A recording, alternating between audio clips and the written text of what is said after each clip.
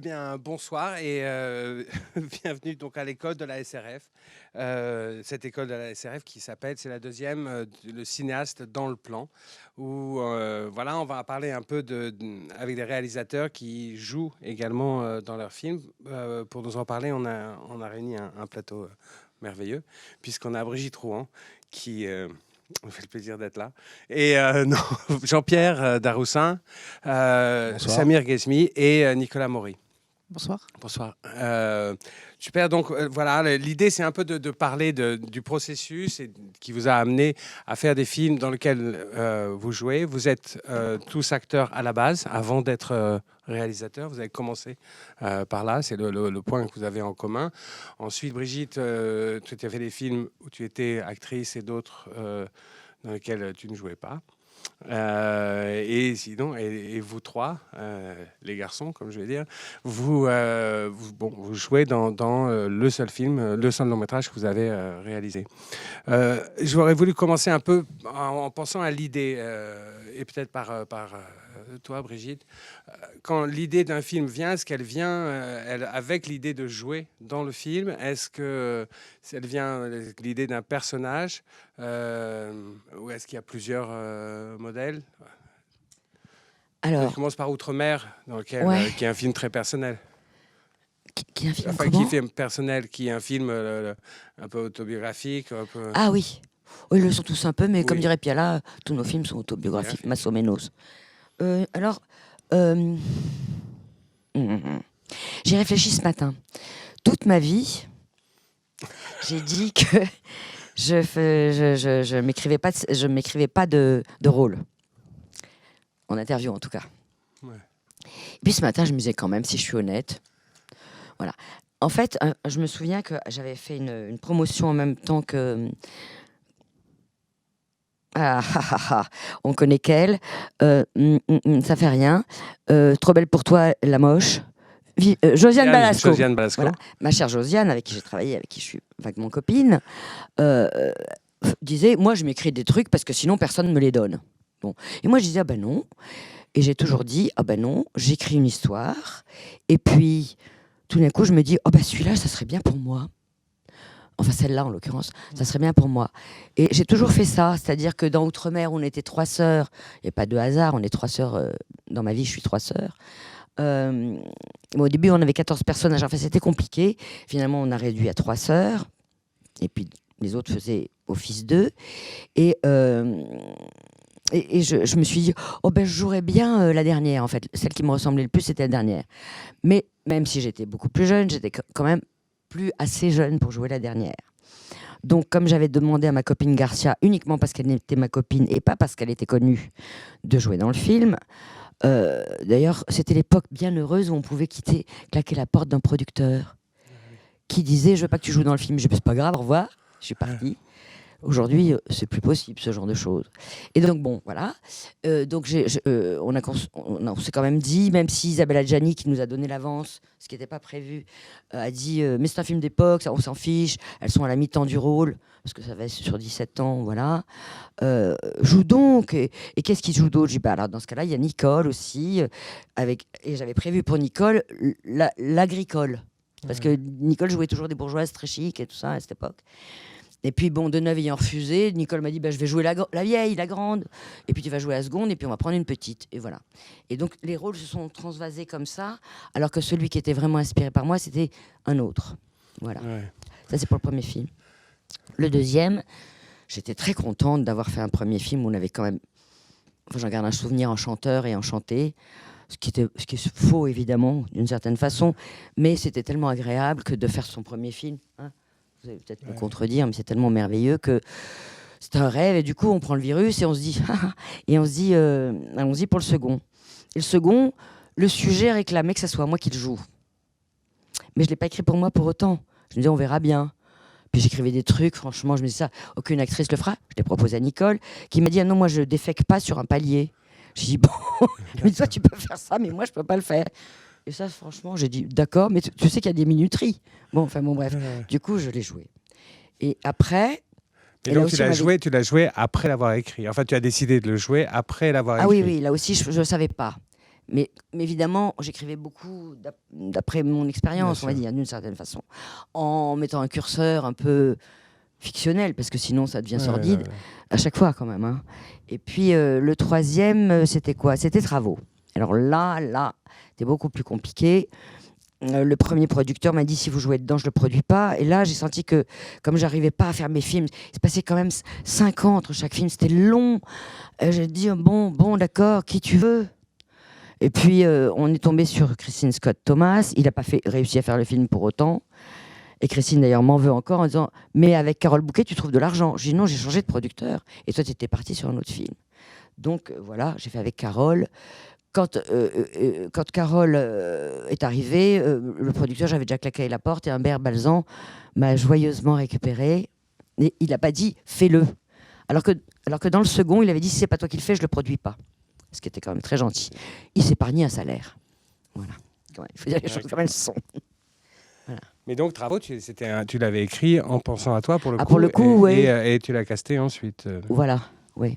Il reste Alors l'autre, il n'était même plus question que ça soit moi.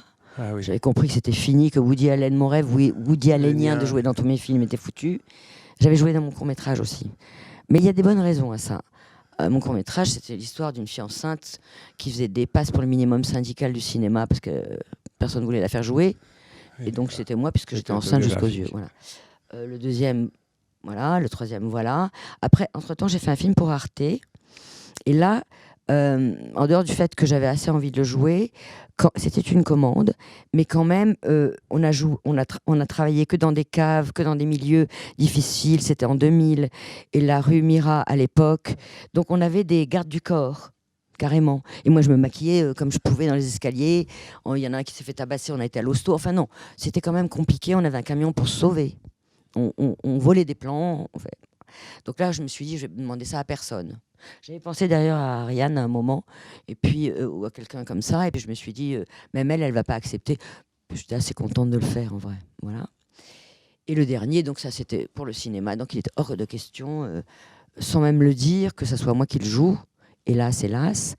En fait, non, parce que j'ai pris ma copine et ça, c'était très agréable. Parce que le goût de diriger quelqu'un d'autre, c'est bien aussi. Hein. On en parlera après. C'est reposant, ouais. Nicolas, le sort tomba sur le plus jeune. Donc, vous, c'était toi, c'était ton premier film. Vous avez fait déjà un moyen métrage avant, Virginie et la capitale. Ouh. Merde, c'est moi qui écris trop mal. Virginie ou la capitale, pardon. Mais, et donc, pour faire un premier long, l'idée était dès le départ, l'idée du rôle, l'idée de jouer à l'intérieur, elle précédait l'idée du film? Moi, c'était une double chose. C'était faire... parce que je me destinais bizarrement à plusieurs films. Mais je voulais commencer le plus tard possible parce que je pense que... Les cinéastes que j'aime, c'est ceux qui témoignent quelque part de leur amour pour les films des autres. Et j'avais besoin d'en voir le maximum. C'était aussi peut-être une façon d'avoir un peu peur et d'attendre, parce que j'ai 40 ans. Donc j'ai tourné ça l'année dernière, à 39 ans. Mais je l'ai écrit en 2010-11, parce que là, pour le coup, moi, c'était très conscient. Je suis un grand admirateur des cinéastes dans le plan, justement.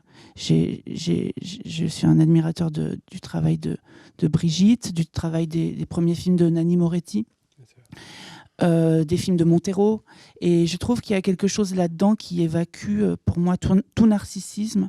C'est cette idée qui est meilleure, je trouve, en la traduction en anglais, c'est « close to home », c'est-à-dire proche de sa maison. Je crois que tous les romanciers, même poètes, de Dickinson à Virginia Woolf, sont des gens qui sont à la recherche de leur maison. Mais c'est la maison fondatrice, fondamentale. Ça peut être aussi la maison concrète. Ça peut être aussi revisiter la maison de son enfance. Moi, ce sont des territoires qui, comme acteur, m'ont toujours, déjà pour les films des autres, m'ont toujours inquiété. Et là, tout à coup, je voulais créer cette situation de me donner un rôle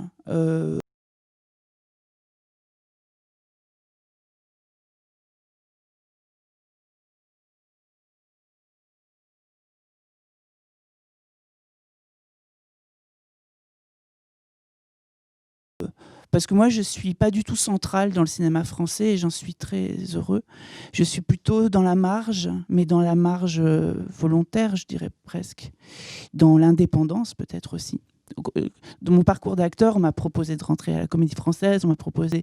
mais j'ai toujours résisté. Je suis un résistant de la centralité.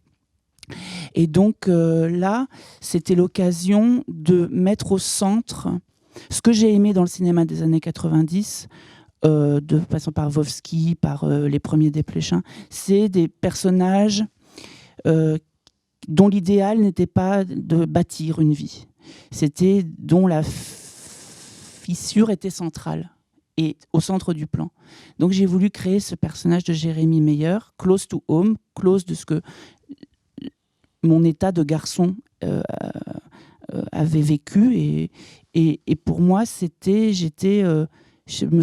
je me considère pas comme le meilleur acteur de Paris Ouest ou Paris Est, mais je me disais que cette fréquence, ça aurait été chichiteux. Il en a été question à un moment donné. Je me suis dit, c'est trop de jouer. Et après, c'est mon producteur, pour le coup, à l'inverse, m'a dit, c'est impossible.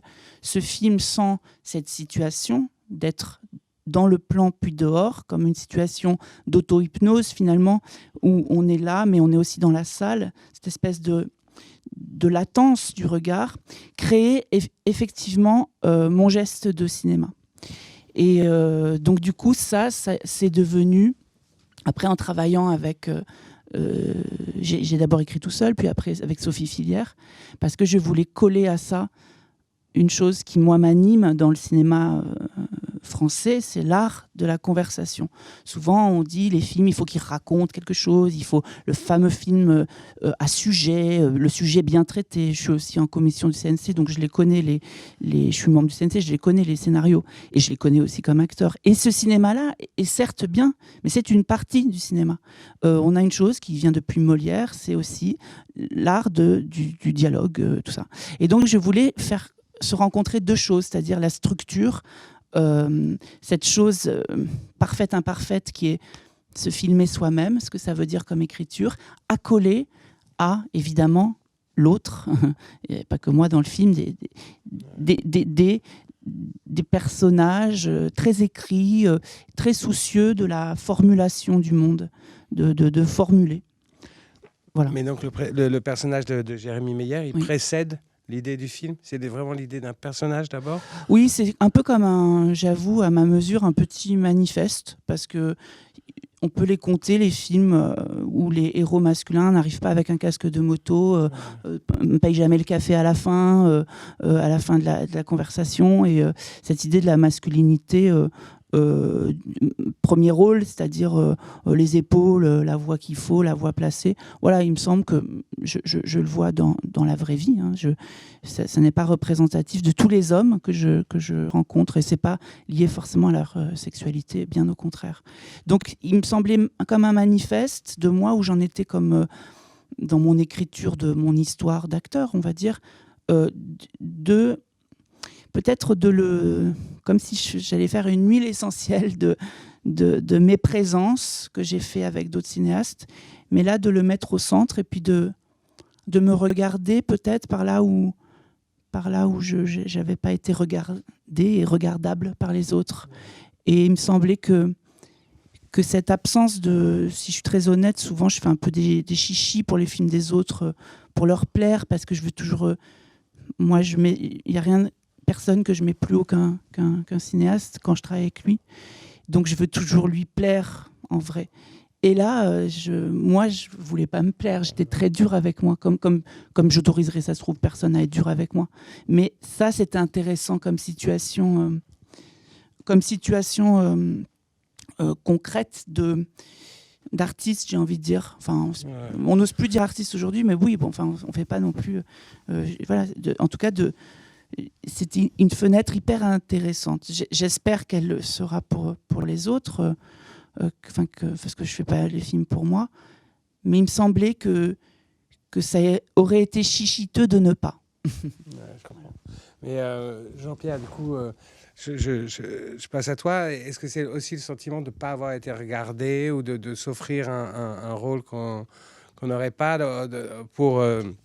ton film, le Pressentiment, qui est vraiment tourné autour d'un personnage, vraiment, et donc tu es vraiment absolument au centre. Et est-ce que c'est cette idée-là d'être regardé différemment ou de s'offrir quelque chose que les autres n'auraient pas vu?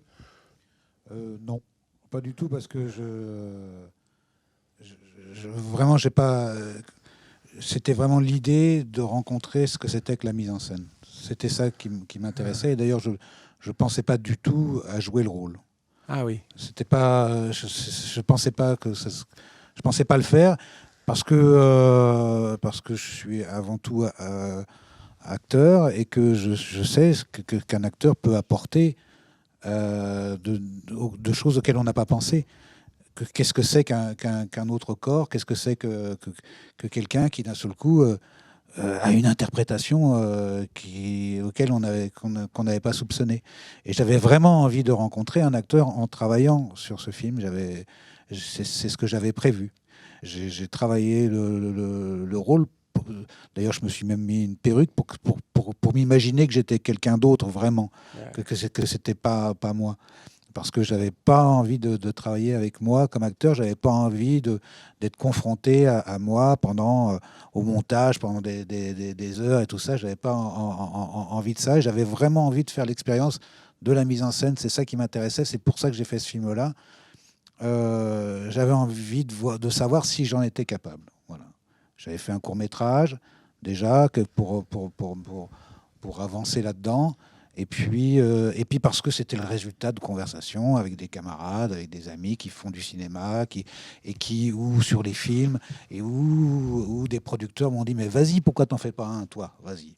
Et donc ce challenge-là, à un moment donné, je me suis dit « Bah oui, tiens, j'y vais ».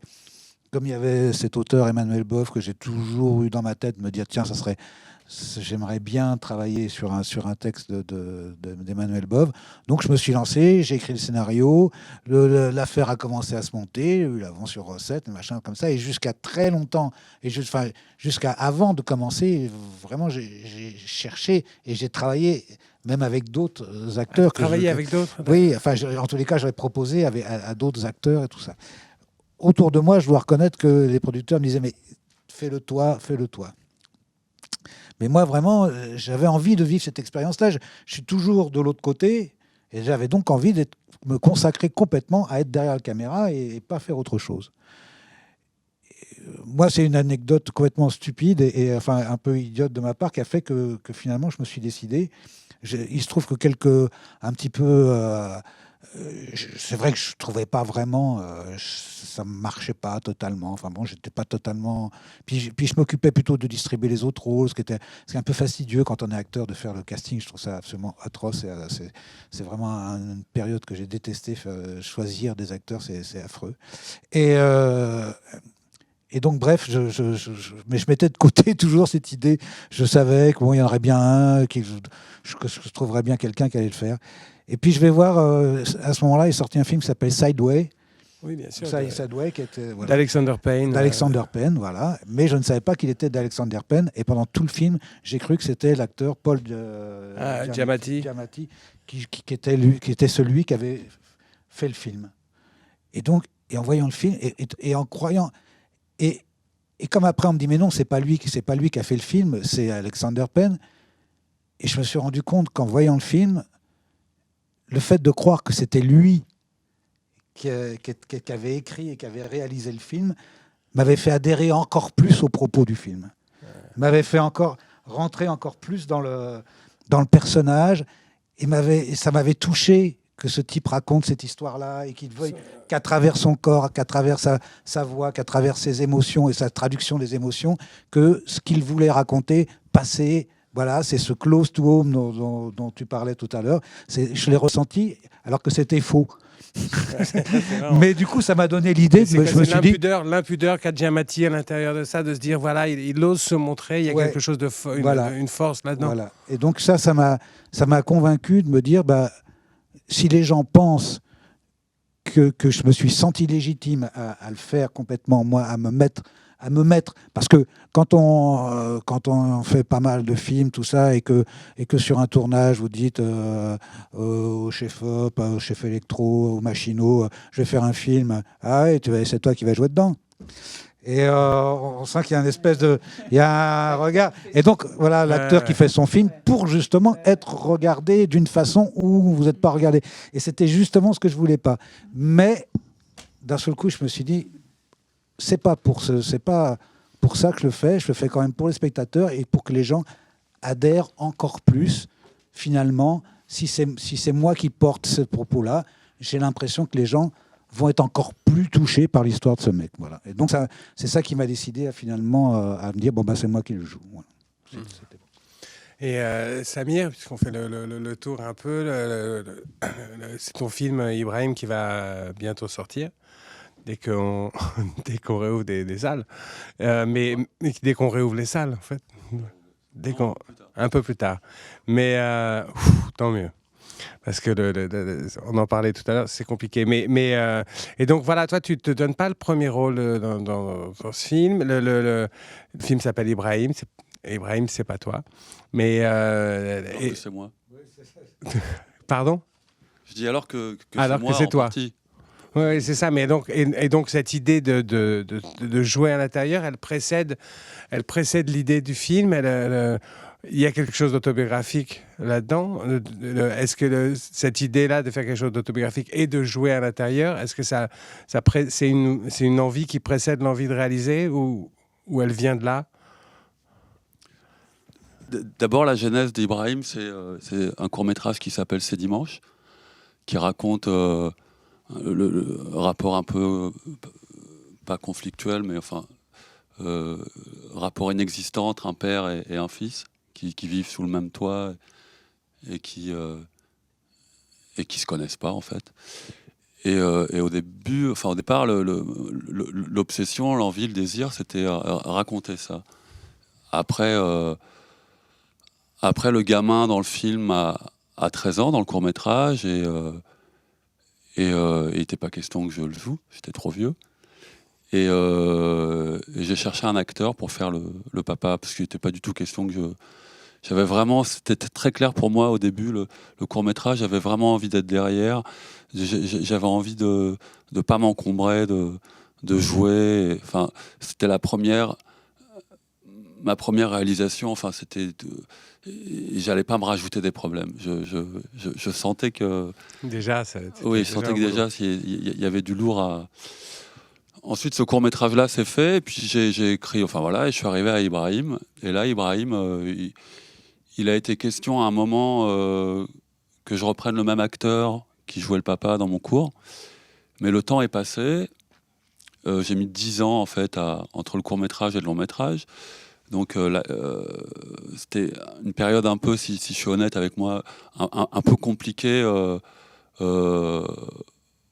pour me rendre à l'évidence que l'acteur du court-métrage avait changé et que c'était plus... bonne personne. Voilà, et que c'était pas simple non plus déjà de m'en rendre compte, de l'assumer, mais je sentais qu'il y avait quelque chose. Ensuite, des événements un peu intimes et un peu compliqués dans ma vie ont fait que ça devenait évident que je joue le père, en fait. Et ça a été aussi la suggestion forte et le choix de mon producteur, qui lui voulait que j'interprète le père. Dès le départ, dès qu'il a lu le scénario. Dès le début, ouais, il savait avant moi que j'allais faire le rôle.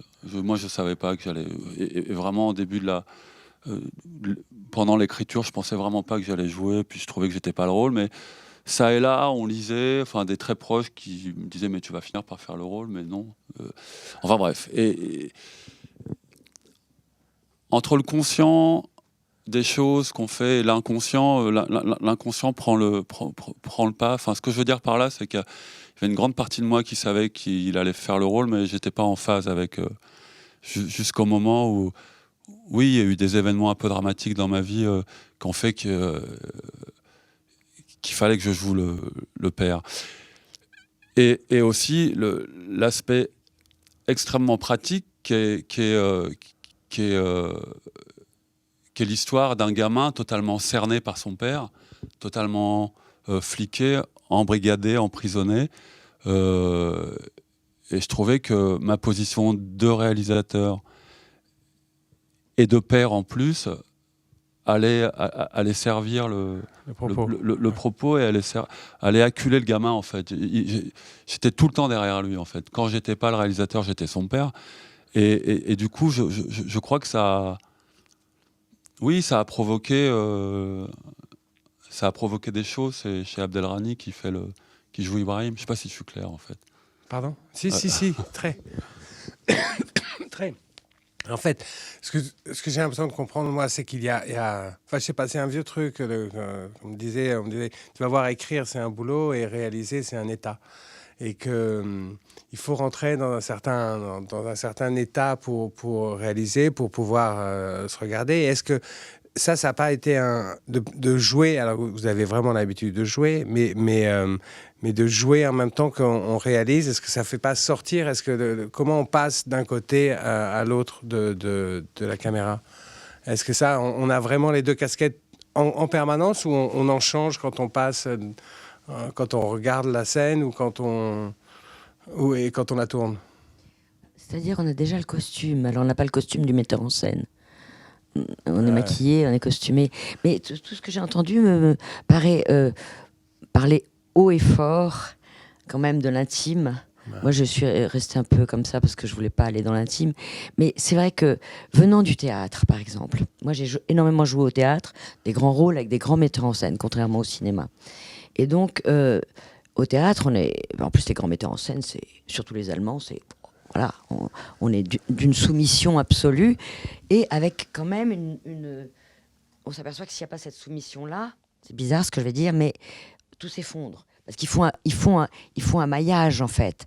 Ce que fait d'ailleurs Haneke, enfin ça on en parlera éventuellement, mais c'est un peu hors sujet, mais moi j'ai travaillé avec Haneke, c'est pas sa langue maternelle, c'est à la croche près. Et puis au bout de 3 heures, d'un plan séquence de 4 pages, où je ne faisais que parler, il a dit, il y a tout.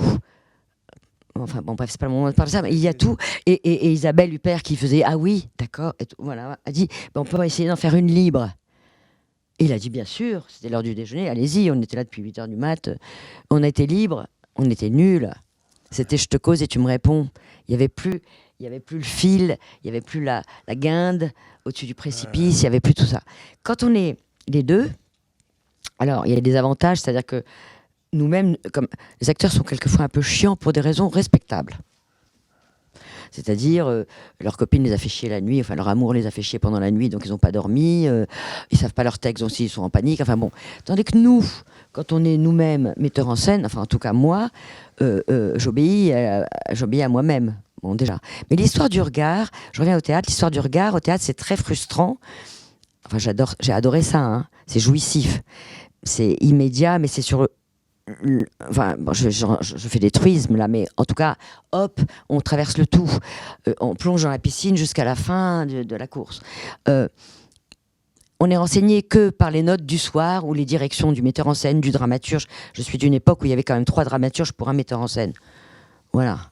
Qui disait, au lieu de dire tu t'assieds pas, il disait le canapé, tu le non-utilises. Patrick Chenet a failli lui péter la gueule ce jour-là, je crois. Non, on n'en pouvait plus. C'est-à-dire, mais on avait des médiations, mais quand même, on était renseignés. Bon. Après, il y a le public qui vous renseigne immédiatement, ce qui est extraordinairement jouissif.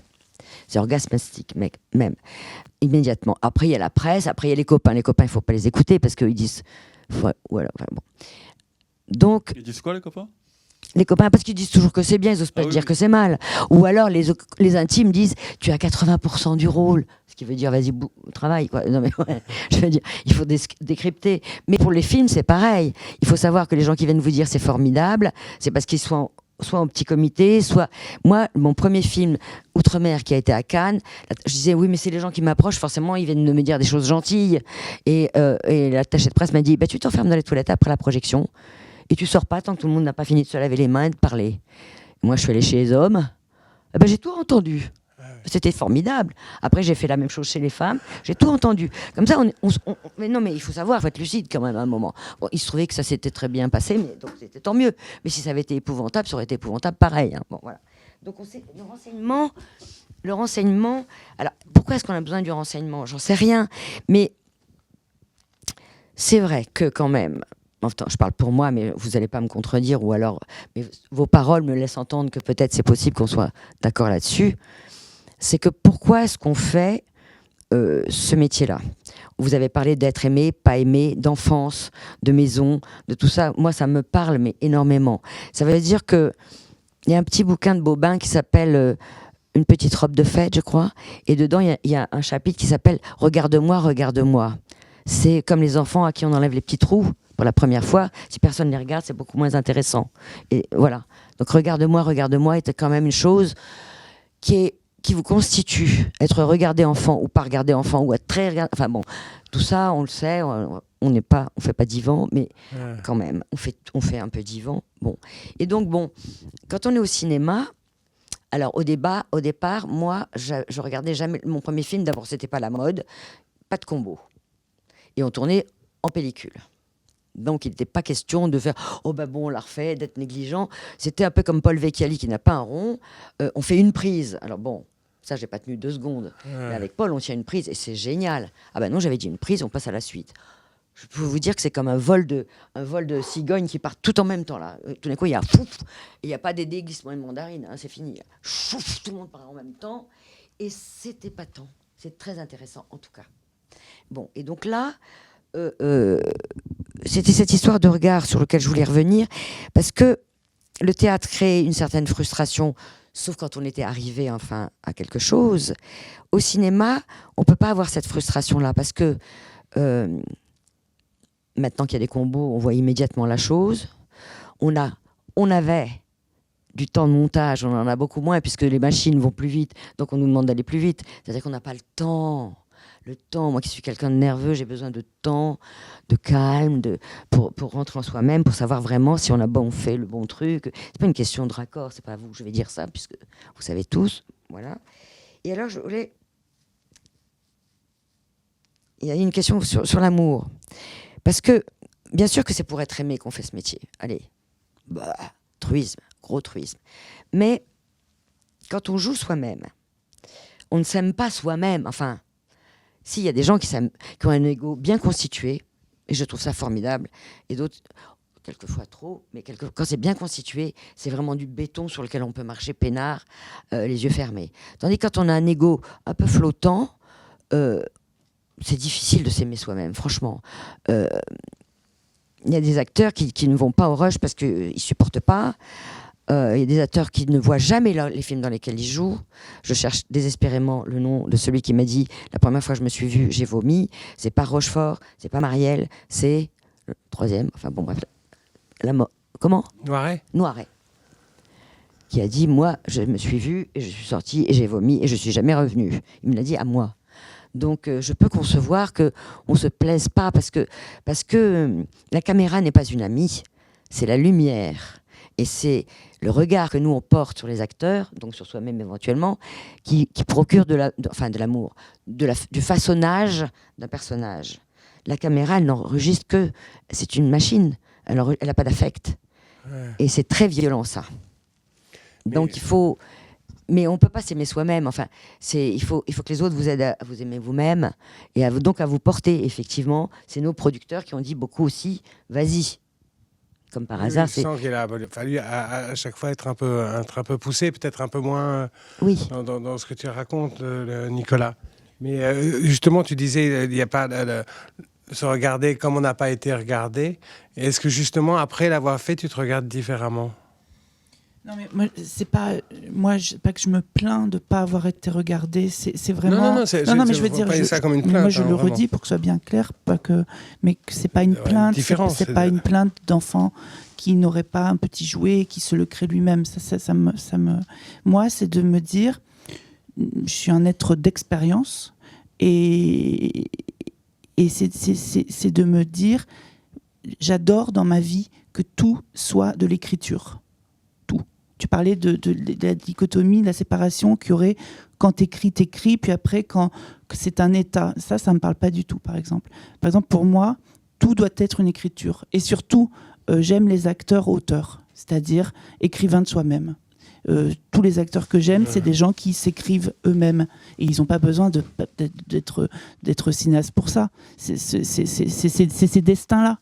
C'est ces destins, c'est cette décision folle, par manque d'amour, par manque de quelque chose, par manque, en tout cas, c'est intéressant parce que, comme dirait l'autre, le manque, c'est l'occasion du désir. Donc oui, c'est cette chose-là du manque de l'intranquillité, moi je dirais. Et il se trouve que ce métier-là de cinéaste, et moi j'aime ce terme de cinéaste, j'ai senti que tu as tiqué un peu tout à l'heure quand tu disais réalisateur ou cinéaste, et c'est pas de la prétention, je pense que je suis peut-être je ne sais pas si techniquement, comme réalisateur, je suis valable, mais j'ai envie de croire, en tout cas, je me laisse croire que même si c'est mon premier film, je me laisse croire que j'ai fait un film de cinéaste, qu'on l'aime ou qu'on l'aime pas. Et ça, moi, c'est une différence vraiment ontologique. C'est quelque chose qui est peut-être très français, peut-être qu'aux États-Unis, il y a moins ce distinguo. Mais aux États-Unis, il y a le terme filmmaker, voilà. Fabricant de films. Fabricant de films, que je peux aimer aussi. Je peux aimer des filmmakers, mais j'arrive à le distinguer, par contre, comme spectateur. Ça, par contre, c'est un sentiment qui n'est pas que subjectif. Je veux dire, cet endroit-là, cette écriture qui est une chose sèche, c'est pas l'occasion d'un bonheur, moi. C'est pas du tout un bonheur permanent, ni le jeu, ni le fait là même si c'est nouveau, mais j'ai mis en scène au théâtre aussi, j'ai fait énormément de théâtre public dans ma vie, et je vais en faire encore, et c'est ma maison, le théâtre, bizarrement beaucoup plus que le cinéma. Je suis plutôt j'ai la sensation au cinéma d'être un pirate. Mais voilà. Mais ce que je veux dire par là, c'est que moi, ce qui m'a enchanté et ce qui me rassure beaucoup, c'est que chaque moment, c'est une aventure collective. Moi, je mets ça très haut, qui va vers un auteur, qui est moi, mais c'est une aventure que seule je n'arriverai pas à faire. Et tout est un enchantement, mais pas les bisounours, quoi. Mais c'est-à-dire, tout à coup, le débat, coécrire avec Sophie Filière, puis Maud Ameline, puis après la préparation, dans l'adversité, avec des gens qui n'étaient pas acquis à moi. Et puis moi, j'ai eu comme un espèce de concept, c'est que je me suis dit, je ne veux travailler avec aucune personne qui, de près ou de loin, a été dans un film que j'ai fait moi comme acteur. Ouais. Je voulais pas le copain, le très bon copain dont je suis sûre de la lumière. Je voulais pas, parce que je voulais me donner la permission de n'être bizarrement enfanté par personne. C'est-à-dire, et même des gens que j'aurais admirés parce qu'ils... Je voulais une chose un peu âpre avec ce film, un peu degré zéro de l'écriture, pour moi. Voilà, tout. Et donc, du coup, la prépa, ça a été comme on en parle peu. On nous demande... Quand on arrive en bout de course d'un film et qu'on fait de la promotion, on retombe souvent vers les mêmes questions, donc vers les mêmes réponses. Mais la prépa, par moi, ça a été fou de vivre cette prépa avec une équipe constituée de gens que je ne connaissais pas, que j'avais choisi, mais il n'y avait aucun intime, alors que mon histoire n'était que de la brûlure personnelle, de l'intime, de la chambre à soi qu'il fallait que j'extime devant les autres. Et puis, personne n'est là parce que je les séduisais, quoi. Les gens n'avaient que des questions. Et mon rôle a été d'être un capitaine de gens qui n'étaient pas charmés par moi.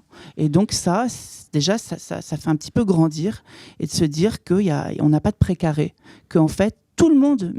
Et par la suite, en prépa, ça a été pour moi une chose qui m'a rendu encore plus proche des metteurs en scène, finalement. Je me dis, ah ouais, d'accord, ce qui vivent, en fait, nos histoires d'acteurs, maintenant, ça fait ça fait ça et ça sort là. Quand mes copains acteurs, on a des problèmes, nous les acteurs, mais à côté de ce qui suit en écriture, les commissions, aujourd'hui, je parle en 2019, que les époques ont changé, c'est pas les années 90 aussi. Et puis, c'est toujours montrer à quel point on va réécrire. C'est bien, mais peut mieux faire, en fait. C'est jamais, et même, je pense, quelqu'un dont c'est le 4e film, c'est jamais, on est toujours commissionnable. On doit toujours avoir 18 sur 20. Mais en fait, je pense que le cinéma, c'est d'avoir soit 2 sur 20, soit 20 sur 20. C'est pas 16, quoi. C'est pas convenable pour moi. C'est soit être un très mauvais élève, soit un très bon élève.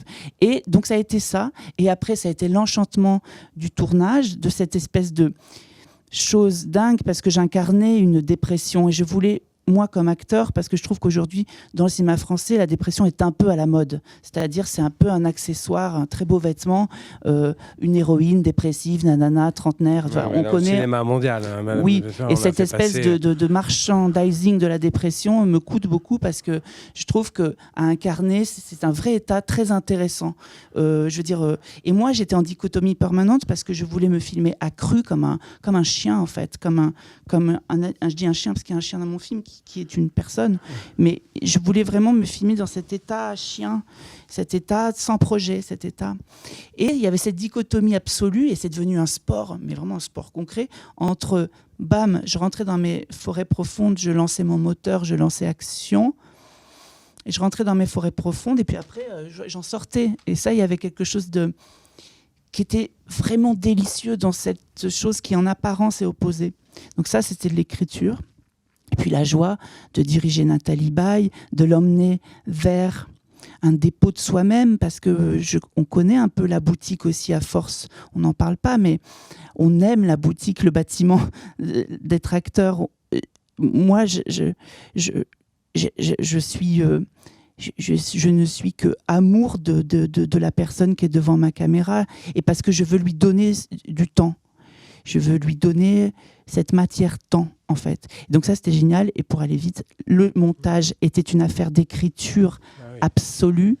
Et le montage son, absolu, encore absolu, parce qu'on dit montage image, mais montage son, voilà. Et le mixage et l'étalonnage. Je ne comprends pas comment on ne peut pas être... Je travaille avec un étalonneur, il m'a dit, mais c'est fou, tu es passionné par ça.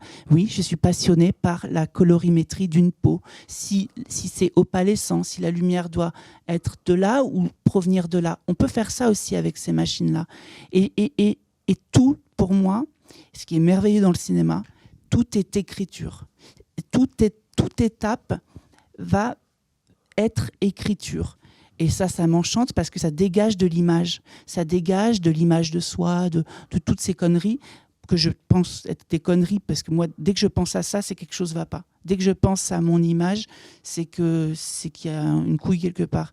Mais par contre, quand je pense en matière d'écriture, je me dis oui, c'est de l'écrit, et c'est de l'écrit à plusieurs. Voilà. Et ça, j'avoue que ça va être dur, c'est rentré dans mes veines, ça va être dur de lâcher. Limiter, oui, et puis de même, peut-être comme acteur, je ne sais pas, mais de lâcher ce sentiment que j'ai eu avec ce premier film. Toi, Jean-Pierre, il y avait aussi un challenge qui était, qui était technique et à la fois de diriger. Il y a pas mal de monde dans le pressentiment, et il fallait à la fois les diriger, se diriger, et tu dis que tu as détesté le moment du casting, par exemple, et en revanche le travail avec les techniciens, ce travail collectif dont parle Nicolas, comment tu l'as appréhendé? Ça c'est pour moi, c'est effectivement, je suis entièrement d'accord avec ce que vient de dire Nicolas sur l'écriture, et sur l'écriture collective, et sur la façon dont on se baigne dans tous ces outils qui permettent de toujours peaufiner quelque chose et d'aller plus loin, et de travailler effectivement et que là-dessus, que sur l'écriture, et non pas sur la mise en valeur de telle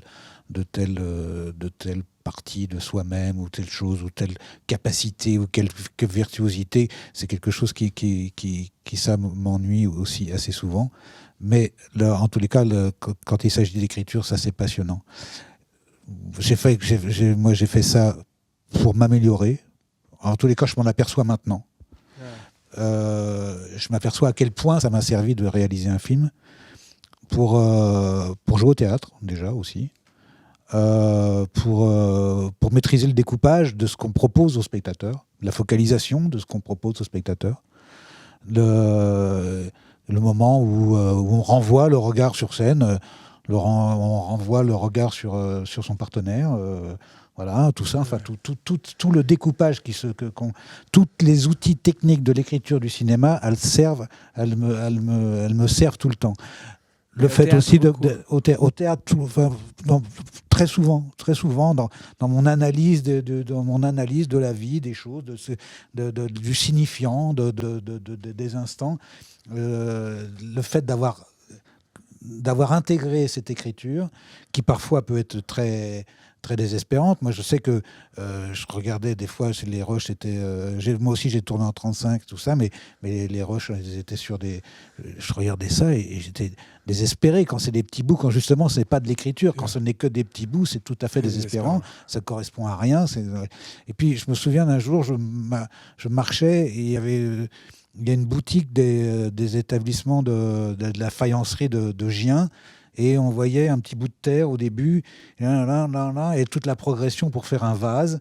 Et franchement, le vase était moche jusqu'au moment du polissage final, où la brillance, vraiment, jusqu'à effectivement l'étalonnage et tout ça. Enfin, je sais, ce qui pourrait correspondre à un film, c'est toujours extrêmement décevant jusqu'à là. Et après, eh ben oui, quand même, on a fini par faire un objet, mais chaque instant n'est qu'un fragment de l'écriture, et c'est toujours ce fragment, c'est pas bien. Mais par contre, après, ça vous aide justement à ne pas. Moi, ça y est, quand je me regarde un film, même quand je vois les rushs, même quand je vois pour la première fois un bout de film dans lequel je suis, je ne me regarde pas moi. Je regarde l'ensemble j'arrive à voir l'autre acteur, parce que justement ça aide sur beaucoup de choses. C'est vraiment une expérience que je suis vraiment content d'avoir fait, parce que et je l'ai fait en tant qu'expérience. Moi aussi, c'était vraiment pour faire cette expérience que je l'ai fait.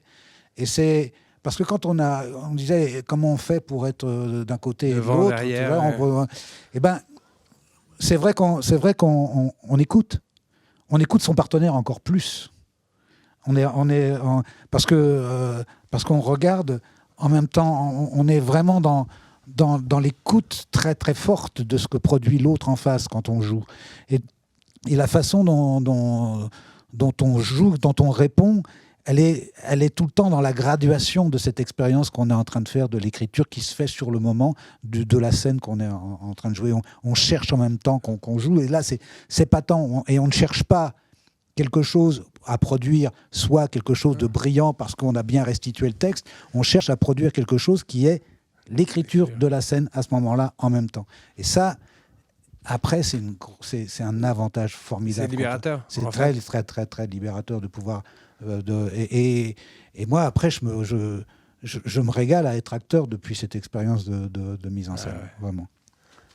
Ah, c'est chouette. Et Samir, toi, tu as un peu ce sentiment-là aussi de pas se regarder, justement, de voir plus large que soi, et d'avoir ce sentiment-là au moment où, je sais pas, où tu jouais et au moment où tu regardais. Oui. En fait, moi, j'ai redouté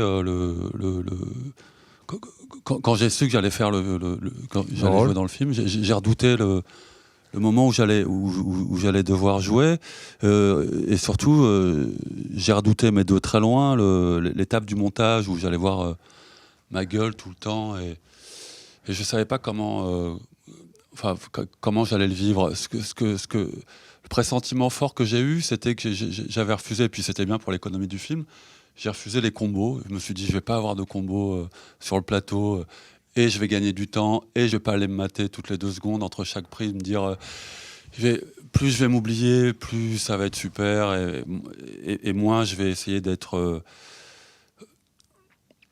Et puis ça a servi aussi le propos, parce que le film, une fois de plus, c'est Ibrahim, c'est le gamin, c'est lui, et le père dans l'ombre. En fait, je me suis bien arrangé de ce personnage dans l'ombre, qui est un père un peu compliqué, et qui fait que Comment ? Qui regarde beaucoup. Oui, qui observe. regarde et qui laisse la place à Ibrahim. Et donc, moins il y avait des contre-champs sur moi, mieux je me portais et plus ça servait le film. Des fois, Leïla, la script, venait me voir en me disant mais là, il faudrait peut-être refaire un truc sur toi parce que je dis mais oui, t'es sûr. Et en fait, on allait dans ce sens-là. Donc, et cette pudeur et ce narcissisme aussi finalement énorme de ne pas vouloir se voir aussi parce que ça ressemble aussi pas mal à ça, et ben a servi la chose. Et je me souviens aussi que des fois sur des projets, quand on n'est que acteur, on fait un truc, on n'y arrive pas, le réalisateur ou la réalisatrice te dit mais viens voir, regarde. Et puis là, moi, ça me glace et je peux pas y aller parce que je peux pas du tout me voir, mais sans coquetterie, mais je n'y arrive vraiment pas. Et bizarrement, sur Ibrahim, au montage, je me voyais, mais je me voyais pas. Enfin, j'arrive toujours pas à l'expliquer maintenant. Peut-être il me faut encore du temps, mais il y avait la distance. J'étais pas malade à me voir. Le personnage du père, Ahmed. C'était pas moi qui l'incarnais. Enfin, c'est très étrange quand même. Ouais. Alors que c'était ma gueule et que c'était moi tout le temps. Et bizarrement, j'étais pas gêné. Alors, je sais pas, peut-être que... Et sur un champ contre champ entre le gamin et moi, je favorisais le gamin aussi beaucoup en temps. Par exemple, il y avait 70% sur lui et 30% sur moi. Mais ça servait le film et c'était parfait comme ça. Mais voir ma gueule, franchement... C'était bien un problème, mais quand tu dis je favorisais le gamin, c'était parce que tu favorisais le film. Et je favorisais le film. Le film, c'était pas un truc de pouvoir se voir ou pas, c'était pas par rapport à toi. Mais c'était pas par rapport à moi. Acteur, enfin, au rôle d'Ahmed.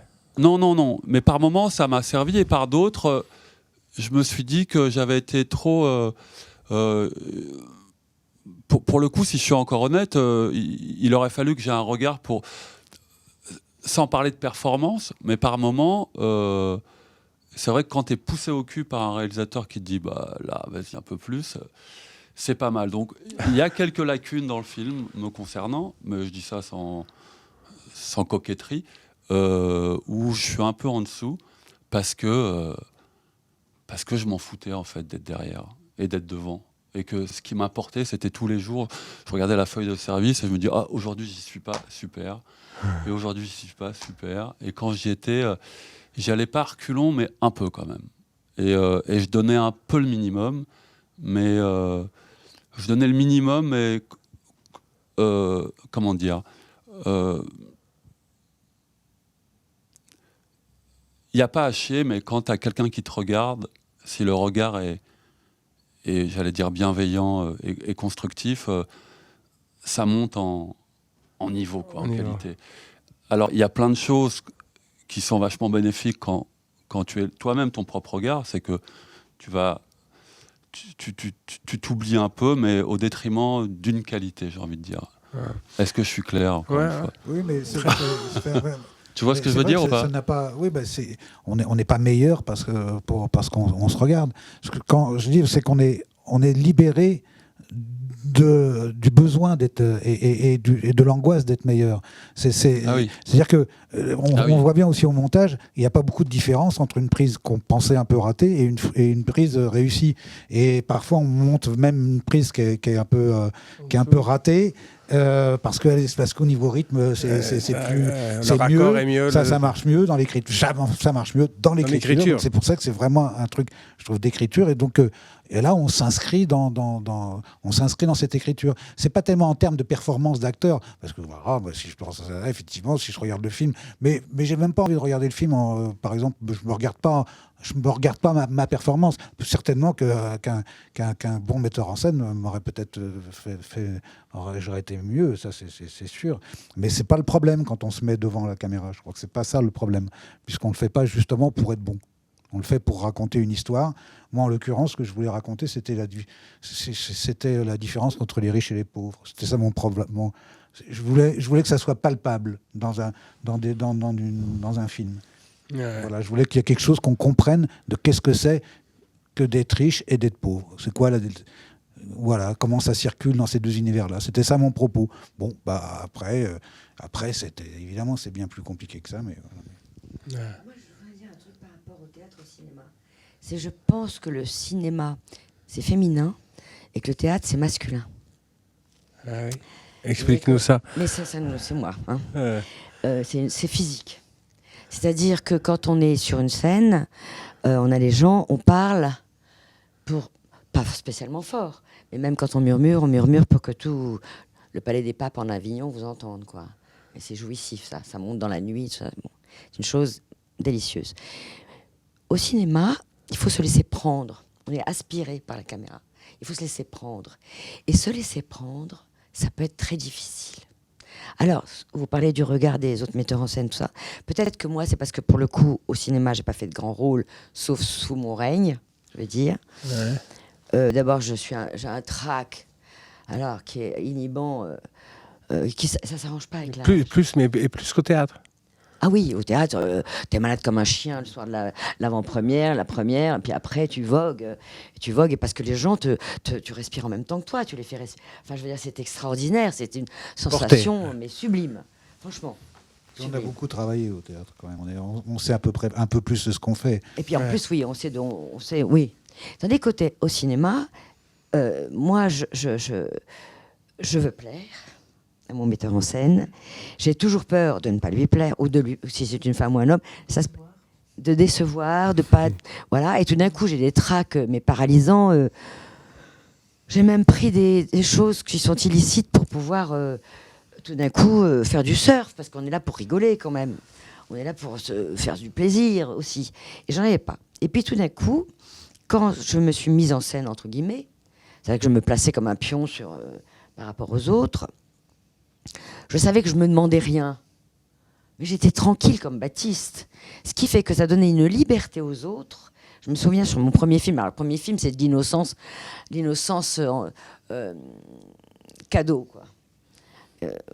On sait, les problèmes, on ne sait pas les gérer. On sait qu'il y en a. Le second, on sait non, on voit même pas qu'il y a des problèmes. Le second, on voit qu'il y a des problèmes, on n'a pas encore la solution. Le troisième, on commence à avoir la solution aux problèmes qu'on anticipe. Enfin, je veux dire, c'est des chose que je connais, c'est ce que je dis moi, mais donc du coup ça libérait mes partenaires aussi, au lieu d'être complètement le clap, le machin, le truc, vas-y, ah non coupez, tout ça, couper, quel mot horrible, franchement couper, j'en ai fait des cauchemars moi, bon, mais tandis que là, d'abord je laissais couler, c'est Piala qui m'avait appris ça. On laissait couler. Quelquefois, les gens, la maladresse des gens, tu récupères un plan, quelqu'un est en train de rougir en disant qu'est-ce qui se passe? C'est super.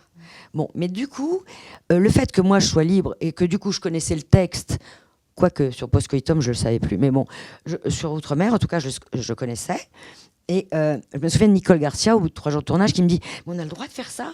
Je dis mais tu as tous les droits, Nicole. On a parlé avant. On sait en gros de quoi on parle. Et la direction d'acteur, finalement, c'est pas les mecs qui viennent te dire dans l'oreille non, mais il faut que tu sois.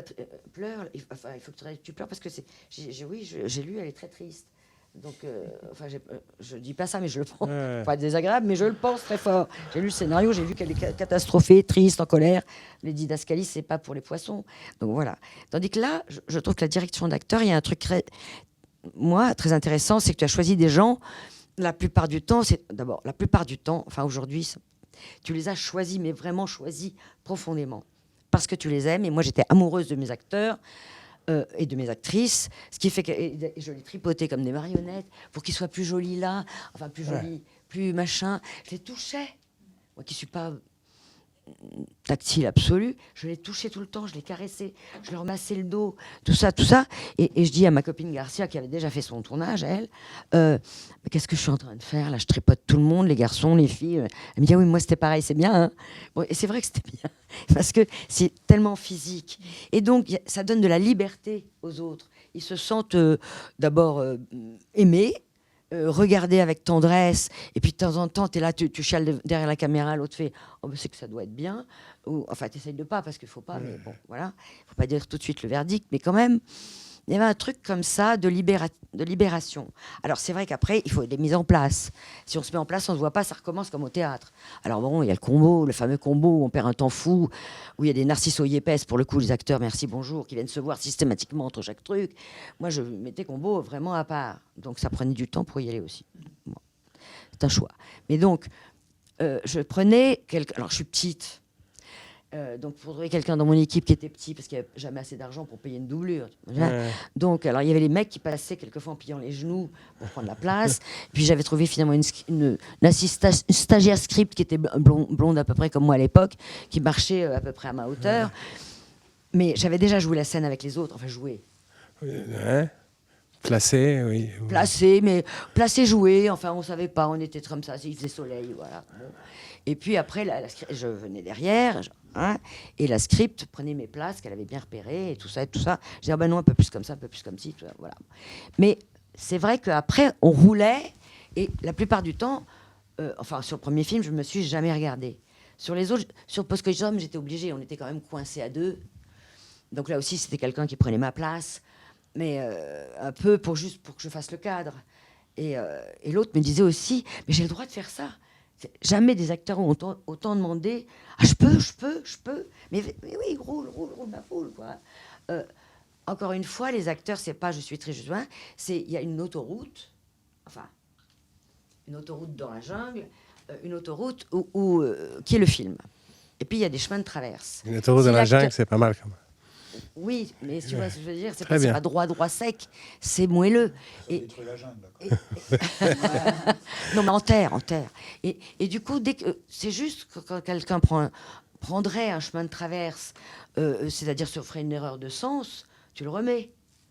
Tu lui dis non, mais en gros, j'aimerais bien que ça raconte ça. Voilà. Mais tu lui dis pas autre chose. Si tu les as vraiment. C'est très rare. Si, j'ai ramé une fois dans ma vie avec un acteur, mais parce que je dirige moins bien les garçons que les filles. Et par contre, j'aime beaucoup plus être dirigée par des hommes que par des femmes. Ouais. Je ne sais pas pourquoi. Mais toi, tu disais que tu n'avais pas du tout aimé, Jean-Pierre, pardon, le casting. C'était un moment... Parce que je trouve que c'est l'endroit... autant à l'étalonnage, autant au son, autant sur la couleur du décor, sur les peintures à utiliser, sur les costumes, sur des choses comme ça. On a des mires, enfin on a des choses sur lesquelles on peut se référer. Je trouve que là, on sait que le film va prendre une couleur différente avec tel acteur ou tel acteur, et on ne sait pas exactement laquelle. C'est très difficile à évaluer, je trouve, à l'avance. Et c'est très... Alors là, pour le coup, on se jette, quoi. Ça aussi, c'est de l'écriture. Le casting, c'est vraiment... C'est de l'écriture, mais c'est de l'écriture avant, un petit peu sans trop savoir. Donc c'est pour ça que moi, au contraire, j'ai plutôt essayé de travailler avec des gens que je connaissais, mais en même temps, tous les rôles ne pouvaient pas être distribués par des gens que je connaissais. Il y avait des gens qui étaient d'origine étrangère, il y avait tout ça. Enfin, il y avait plein de personnages que je connaissais pas. Donc, quand même, je suis allé comme ça. Voilà. Mais c'est ce côté accepter cette partie. Qui n'est pas du tout maîtrisé, et c'est bien. Et ça ne m'angoissait pas, d'ailleurs. Hein. Je trouvais ça désagréable parce que pourquoi choisir un tel plutôt qu'un tel, c'est toujours quelque chose que je ne comprends pas trop. Je ne sens pas... voilà, c'est toujours quelque chose... c'est uniquement pour ça. Et puis c'est délicat de dire à des gens que vous connaissez, pas toi. Peut-être c'est peut-être un autre qui va le faire, je ne sais pas où. Voilà. Mais en même temps, c'est comme ça. Voilà. Nicolas, le casting, c'est une intime conviction absolument inconsciente. Personne ne comprend le casting de quelqu'un d'autre. Mais c'est vraiment, tu dis, alors, quand tu vois le film, oui. Mais sinon, tu dis, mais pourquoi tu as pris tel ? Oh, oui, très bon, ou je sais pas, ou nanana. Enfin, quand on se parle entre nous. Hein. Et puis, tout d'un coup, il y a une intime conviction qui fait que c'est formidable comme ça, voilà. Et puis quand on est acteur, on n'a pas trop envie d'être mis dans une case. Et c'est exactement ce qu'on fait, justement, quand on fait du casting. Et puis quand on discute avec les gens avec qui on fait du casting, ils vous disent « Oh non, mais lui, non, mais il fait que ça, il fait ce genre de trucs-là, ou il travaille dans ce truc-là, ou alors ça va pas. » Donc, de toute façon, il est mis dans une case. Et alors qu'on sait bien que justement, oui, mais on va le faire, on va justement lui faire découvrir autre chose, ça va travailler, tout ça. Non, on n'a pas le temps de le faire, donc on est obligé de se soumettre à ça, et c'est la partie la moins agréable, je trouve. Mais toi, Nicolas, le casting, c'était quelque chose que tu avais en tête. Est-ce que tu avais en tête le casting avant de faire du casting ? Moi, comme acteur, déjà, j'ai toujours bousillé mes castings. Je ne suis pas du tout une bête à casting, ni une bête à concours. même si j'en ai eu, enfin, faut pas non plus, enfin, sinon je serais pas là. Mais quand même, j'ai vraiment une violence, presque ouvrière, j'ai envie de dire, de ma famille ouvrière sur la sélection, la fameuse sélection, l'art de la sélection. Mais ça considère tout, ça considère, et pourtant, il faut bien que je participe à ce jeu, mais ça considère les Césars, ça considère tout. La sélection officielle. C'est quelque chose qui est dans l'homme, qui m'intéresse pas beaucoup. Par contre, donc du coup, j'avais des grands mots comme ça. Je suis pas allée souvent je vais pas à des essais, par exemple. Je supporte pas qu'on essaye avec moi, mais et puis des fois il y a évidemment si c'est un metteur en scène pour lequel j'ai beaucoup d'admiration, mais je crois que le début pour moi, c'est la chimie, c'est Durassien, c'est la rencontre de quelqu'un, c'est ce chemin-là aussi d'écriture, de rencontrer quelqu'un, que ce soit par une caméra ou dans la vie, par le sexe, pour n'importe quoi, mais le caméra est comme le prolongement de cette rencontre. Donc moi, je vais vers des acteurs comme on va vers des régions, je dirais. Et par exemple, j'avais écrit le rôle de la mère, ça a motivé toute l'écriture donc Jérémy, le personnage que je joue, a une mère qui s'appelle Bernadette. Et le film aurait pu s'appeler Vers Bernadette au lieu de Garçon chiffon. Et parce que c'est se rendre compte lors d'un été comme ça, donc c'est pas un film d'action dans lequel il y a quelqu'un qui tue quelqu'un, mais là c'était simplement l'action du film, la libido du film, c'est que se rendre compte que sa mère, qu'on a considérée peut-être comme un petit étang, est finalement peut-être un lac, et finalement peut-être océanique. Et c'est cette impression d'un soir d'été qui a fait que le film s'est écrit et s'est accolé à ça l'envie de filmer une actrice. Donc en même temps, ces mêmes libidos-là, une libido de fiction, d'avoir quelque chose à dire, pas à vouloir dire, mais à dire, et aussi cette libido vers une actrice qui était venue me voir au théâtre, qui est une actrice qui fait partie de mon panthéon d'actrices. Donc ça a motivé l'écriture de ce personnage. Et elle a dit oui, elle a aimé, et 2 mois et demi avant le début du tournage, elle ne fait plus le film. Voilà, on se voit et le film n'est pas assez pour elle. La part du film, justement, sa part à elle, n'est pas assez centrale. Et en gros, elle préfère dans le film mon rôle à moi, qui était plus une figure centrale. Bref, donc du coup, je ne fais pas ça. Donc ça, c'est très dangereux d'écrire pour un acteur. Parce que quand il ne le fait pas, qu'est-ce qui reste ? Eh bien, qu'est-ce qui reste ? Il reste la part manquante. Et une autre actrice est arrivée, Nathalie Baye, qui n'était pas ce choix primitif, ce choix. Et Nathalie, par rapport à ce panthéon d'actrices que j'ai, enfin c'est bizarre de dire ça comme ça, mais n'était pas inscrite là-dedans. Et tel qu'on ne choisit pas sa mère, je me suis dit, il faut que j'aille vers elle. Mais ça, c'était un acte effectivement inconscient, conscient. Mais il y a eu rencontre à Hockey Choral entre nous deux instrumentistes. Et puis moi, la façon aussi que j'ai eu de jouer ce film, c'était pour dynamiter de l'intérieur les scènes, pour avoir un regard non seulement... Parce que moi, comme acteur, en vrai, vous pouvez demander, si vous en croisez un jour des cinéastes qui m'ont filmé, moi, je suis le... En fait, c'est pas nouveau pour moi de regarder les autres, c'est même ma libido absolue. Quand je suis acteur, et puis bizarrement, je sais pas pourquoi, on me demande toujours, mes partenaires me demandent toujours, et Nico, quand tu ferais, toi, t'as vu, et moi, c'est ma libido de regarder l'autre, c'est ma libido de vouloir que l'autre soit, mais même mieux, de voir quelqu'un qui soit mieux éclairé. Enfin, ça, je le fais quand je suis acteur déjà. Tous mes partenaires vous le diront. Donc moi, c'était juste comme une vigne qui se met à pousser, c'est pas un événement si elle pousse par la gauche. Donc le fait de prendre une caméra, c'est pas un événement, c'est la continuité d'un regard, d'une disposition, d'un désir surtout. Et voilà, et donc le casting, j'ai eu Nathalie. Et là, tout à coup, le film est devenu vers Nathalie. Et il me semble que Nathalie et moi, c'est étrange, mais elle le sait, tout ça. Mais elle ne pouvait pas s'empêcher parfois de pleurer, même si ce n'était pas indiqué qu'on pleure. Parce que je suis d'accord avec toi. Des fois, les didascalies, c'est bien. Puis, cette surcharge d'informations, on dit justement, s'il y a marqué qu'on pleure, il faut surtout rire, en fait. Ou il faut surtout ne pas faire ce qui est écrit. Et Nathalie et moi, il y avait, je sais pas, il y avait un mystère de cette situation.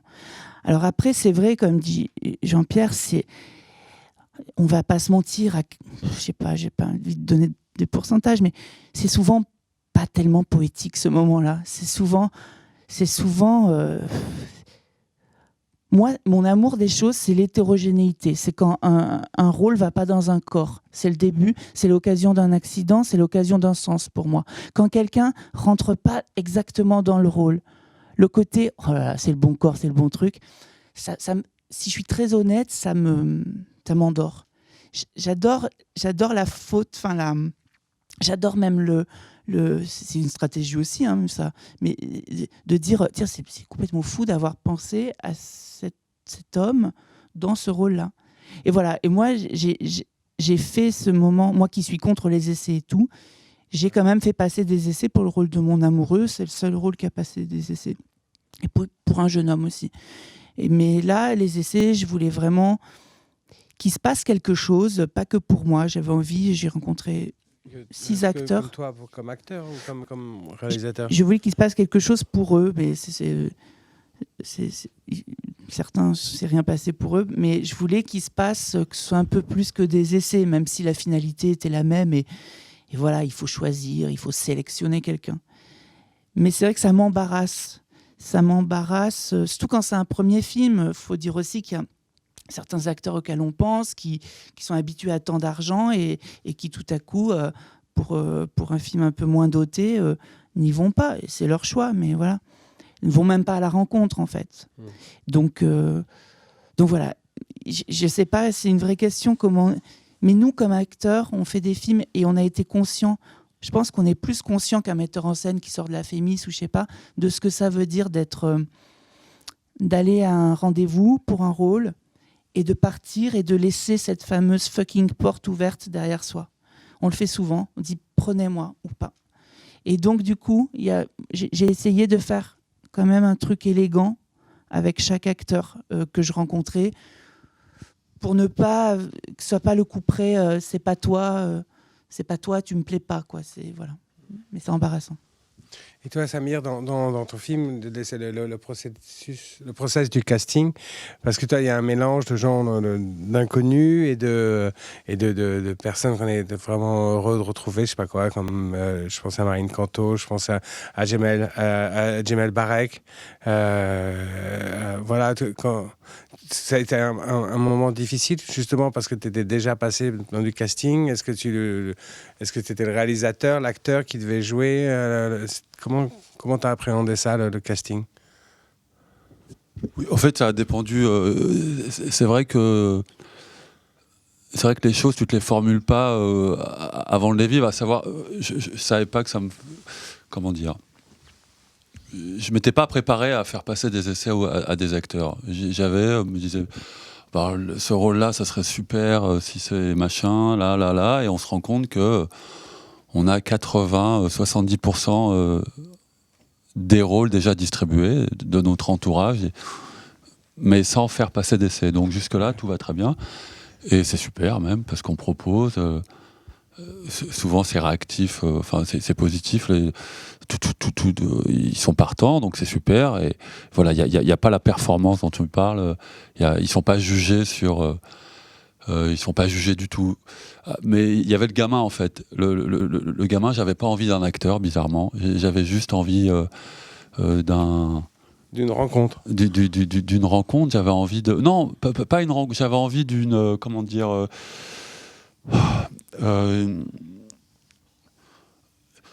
ce que j'ai découvert avec ce gamin, il avait peur de jouer, mais dans cette peur, il y avait tout l'aspect originel du jeu de l'acteur. En fait, je me disais, mais en fait, c'est comme ça que je devrais être tout le temps comme acteur. Je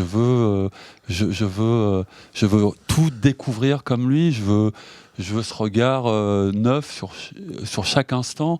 J'ai filmé des répétitions qui ont été des prises, en fait. Il est arrivé, il s'asseyait, je le filmais, et par moments il le savait, par moments il le savait pas, et le truc était déjà là. Je me disais, mais c'est super, en fait, il est...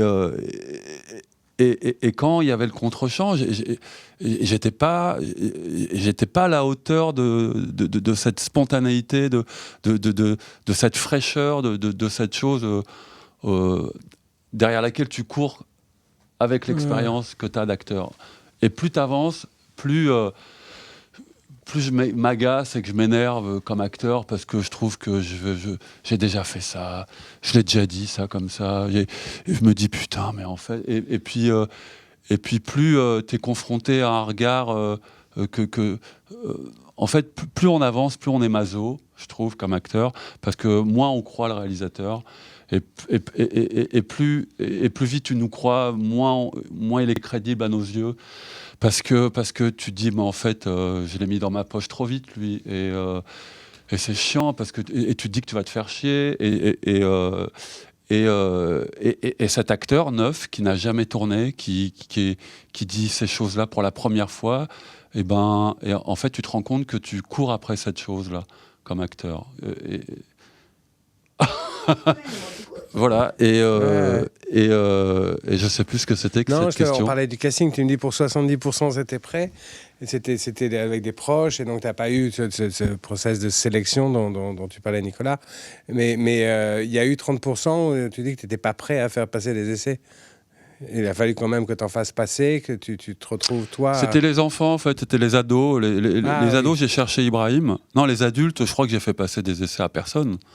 Comme adulte, parce que c'était des acteurs que je connais, j'avais pas besoin de leur demander de prouver ou quoi, ou de les mettre dans des situations inconfortables, ou peut-être aussi me protéger, comme dit Nicolas, de leur dire bah non.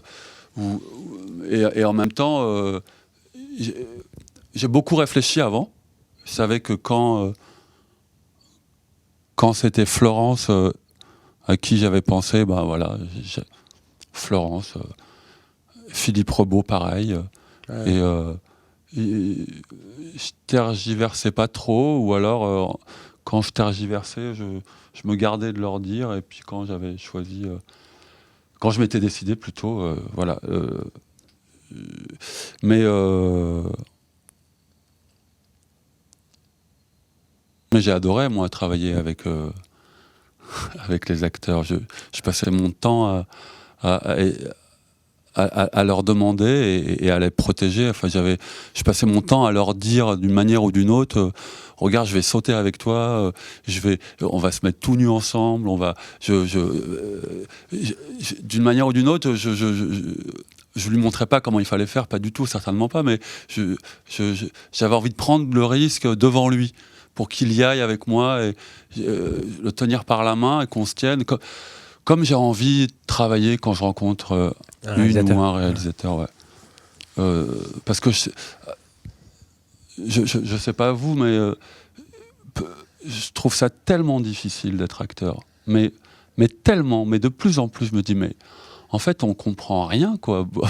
On mesure pas cette difficulté-là. Alors, c'est sûr... mais le travail, l'endroit de nudité, d'exposition, certes qu'on a choisi, hein, et tout est relatif. Hein, il y a d'autres métiers qui sont vachement plus périlleux et plus dangereux, mais l'acteur, c'est la vulnérabilité incarnée. L'acteur posé soit sur scène, soit devant une caméra, devant une équipe de technicos. Plus ou moins bienveillante, mais voilà. Et ça, j'avais envie de les protéger de tout ça. Je me suis réparé, en fait, quand j'ai dirigé d'autres acteurs. Ouais. C'est sans filet, c'est vrai. Moi, pour choisir mon amant, je dois dire, c'est une anecdote, mais quand même révélatrice peut-être. Pour choisir mon amant dans Postcoitum, j'en ai vu 172. Et je m'en sortais pas. Non, mais c'est-à-dire que... Parce que tout le monde voulait. Tout le monde me disait, il faut que tu reçoives machin, il faut que tu reçoives bidule, il faut que tu reçoives... Moi, je recevais. Et donc, j'avais fait une chose, parce qu'il était censé avoir 30 ans. Donc, j'avais mis Ti amo, qui était la chanson des trentenaires de ce moment-là, parce que le film a quand même un paquet d'années.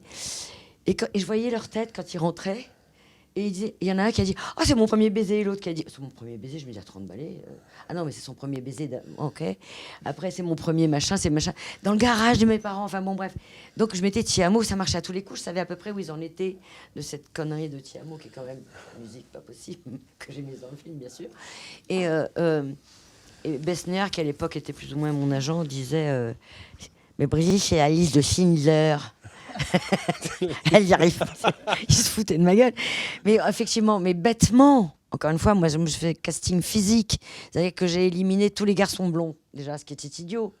Bon, alors j'ai dit très vite, j'ai dit non, je n'ai pas dit, bon, je suis désolée, vous êtes blond, évidemment pas, mais je disais non, mais j'en vois encore, et tout ça. Mais je disais déjà que je m'acheminais vers autre chose pour que les garçons n'entendent pas, quoi, quand même. J'ai jamais fait le côté oui, oui, puis non. Ouais. Ça, je trouve ça. Ça nous est arrivé à tous. C'est quand même très.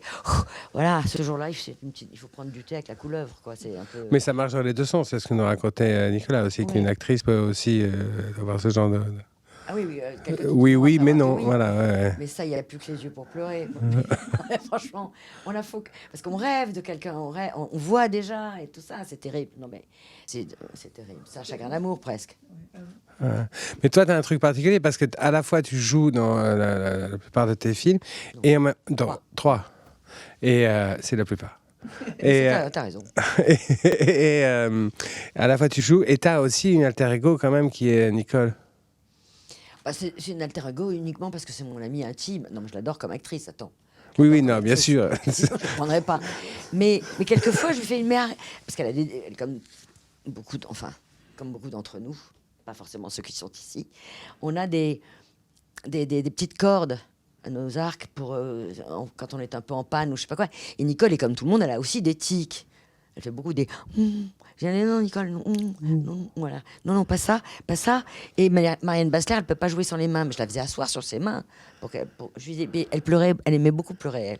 Et donc elle pleurait. J'ai dit non, je te jure que la scène, il y a une scène où tu pleureras, c'est pas encore celle-là, je peux même te dire laquelle ce sera, si tu en as envie, mais sinon là tu pleures pas, t'es pas ému, t'es furieuse, tu te bats, la guerre d'Algérie, tu geins pas, non, on y va. Moi, j'ai pas dit tu geins pas, jamais de mots négatifs, murmurer à l'oreille. Moi qui suis quelqu'un d'un peu comme ça, je murmure à l'oreille des acteurs, des chevaux, voilà. Mais c'est vrai que c'est très... Et une fois que c'est choisi. Et on fait des erreurs. Et alors, c'est à nous de les rattraper. Ils y sont pour rien. Le mec est mal casté, c'est pas de sa faute. Moi, ça m'est arrivé 2 fois. Et je me suis dit, ben voilà, il faut encore plus l'entourer, encore plus lui parler, encore plus lui... Alors après, il y a des acteurs qui sont plus ou moins réceptifs. Il y en a un à qui tu expliques... mais c'est pas... on t'a mis bac plus 5 exprès et tout ça. Il faut pas que t'es le mec qui est au chômage de la famille, mais c'est pas si grave. Tu machin... J'essayais de lui expliquer après avoir vu des rushs. Je faisais des notes le samedi pour qu'il cuve le dimanche et que le lundi, on puisse redémarrer. Et donc, ce garçon-là... alors que je l'avais vu très, très bon chez les autres, en plus. Hein. Ouais. Donc, machin... Et il me dit, oui, t'as raison. Je lui dis, pas enfantin du tout. C'est le second de la famille, dans une fratrie. C'est pénible. C'est pénible. Il vaut mieux être le dernier. L'aîné, c'est pas... Bon, et il me dit oui, t'as raison, je vais demander à la costumière qu'elle me mette plus de t-shirt, je vais mettre des chemises. Et là, je me suis dit, c'est foireux la direction d'acteur, faut pas parler, faut se démerder. C'est comme avec un enfant, il faut, voilà, faire autre chose autrement, il faut surtout pas l'emmerder. Tu lui expliques un truc, il te répond ça, tu vois, c'est compliqué quelquefois de parler bien avec des acteurs. Voilà, il faut vraiment prendre le temps, et sur le plateau, on n'a plus le temps, voilà. Que c'est comme ça, et c'est à nous de gérer. On est responsable de nos acteurs, vraiment. Mais le fait d'être à la fois dans la scène, est-ce qu'on arrive à faire complètement abstraction de la scène, où on est vraiment juste dans un rapport d'écoute avec les autres comédiens? Est-ce que ça modifie ça? Est-ce que ça... Non, pas pour toi? Non, moi, une fois que je suis lancée, je suis le personnage, voilà, et je réponds beaucoup à ce qu'on m'envoie aussi, moi. Moi, je suis du genre à rapide avec mon partenaire. Je suis jamais leader. Je m'accroche au partenaire. Je vais dans son sillon, ce qui quelquefois est pas une bonne trajectoire. Il faut pas forcément faire ça. Mais non. Et au montage, par rapport à ce que vous disiez de se regarder la tronche, Alors moi j'avais un truc, on m'a dit mais tu deviens schizo. Je disais elle, non mais là elle. Et parce que on est très sévère avec soi-même. Vous en parliez comme ça, elle, lui et Comme lui. une poupée Barbie de soi-même. Oui, Moi, j'étais on se ma met poupée. ouais, à distance. Et surtout là tu vois ce petit rire là, il est faux, il faut l'enlever. On est très sévère avec soi-même. Très dur. Ah ouais. On est Enfin, le pire. en tout cas je crois. Enfin, le meilleur regard, je dirais presque. Enfin, le pire et le meilleur. Ouais. Ouais. Ouais. Ah mais je connais des acteurs quand même qui ont fait des films et qui se surmontent hein, par ailleurs. Ah oui, Ce qui n'est pas mon cas. qui se surmonte. Ouais. Voilà. Donc vous n'êtes pas surmonté. Non, je Vous pense pas. D'après ce que j'ai vu, non. Mais donc, et ensuite, au moment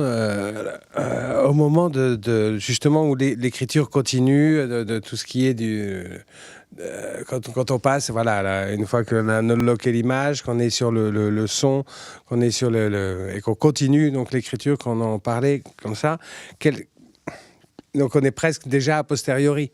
Quel regard quel regard vous avez eu sur l'entreprise elle-même une fois que on est arrivé, vous vous êtes dit mais pourquoi je me suis fait ça, pourquoi ou vraiment j'ai eu raison, enfin voilà, j'aurais dû m'y prendre différemment. Vous avez un truc comme ça, réflexif sur... Je dis une fois que le film voilà, était un objet, une fois qu'il était un objet, qu'on pouvait le poser sur la table et le regarder, vous vous êtes regardé différemment, vous vous êtes posé des questions? D'accord. D'abord, il appartient... Pardon. D'abord, il appartient vachement aux autres. Moi, le film fini, j'ai pas le souvenir de l'avoir revu déjà. Et puis, on le met de côté. Et c'est des considérations qu'on n'a pas. Enfin, que j'ai pas eu, moi. Et peut-être que je vais avoir, mais mon film n'est pas encore sorti. Donc, il oui, a encore. Ça, il n'y a pas eu le regard du public encore. Oui, voilà. Il y en a eu quelques-uns, mais pas le public, oui. Et ouais, donc il est peut-être encore. En gestation encore, ouais, c'est pas complètement un objet qu'on peut poser et observer. Oui, voilà. Peut-être qu'il faut que je passe au prochain ou que du temps passe pour avoir ce genre de... Toi, Jean-Pierre Moi, j'en ai fait qu'un et ça fait déjà un certain temps. Ça fait 14 ans. Ouais. Ça fait 14 ans, donc avec le recul, je regrette pas du tout de l'avoir fait. Même sur le moment, j'avais pas du tout regretté. J'ai passé vraiment, c'était très agréable à faire. Ah ouais. Voilà. Mais comme je disais, je trouve que c'était une expérience qui m'a complété moi. Voilà. Je l'ai pris comme ça. C'était dans ce but-là. Ça m'a complété. Dans le boulot et dans la vie. Je trouve, oui, dans la vie, dans tout ça, oui, dans la façon aussi, moi, de sentir ma légitimité à proposer des choses et tout ça. Et puis ça m'a conforté dans l'idée que j'avais envie d'être un acteur et que je me sentais profondément un acteur. Ça m'a... Et je continue à penser qu'effectivement, c'est très très dur d'être acteur. C'est très dur d'être metteur en scène aussi, largement. Mais en tous les cas, l'expérience d'être acteur me passionne, continue vraiment à me passionner, et que je trouve que ça m'a aidé dans mon expérience d'acteur. Et ça n'a pas... J'ai pas bifurqué pour continuer cette expérience t'as pas essayé ou pousser. Alors c'est aussi une question d'époque et tout ça aussi. Hein, c'est aussi parce que, comme on parlait tout à l'heure de trucs d'un monde commissionnable, de choses comme ça, de trucs qui fait que ça devient plus compliqué. C'est trop compliqué. Puis je suis un metteur en scène du dimanche. Je sais pas. Non, mais c'est vrai, c'est un peu comme je fais ça en amateur, quoi. Donc c'est pas.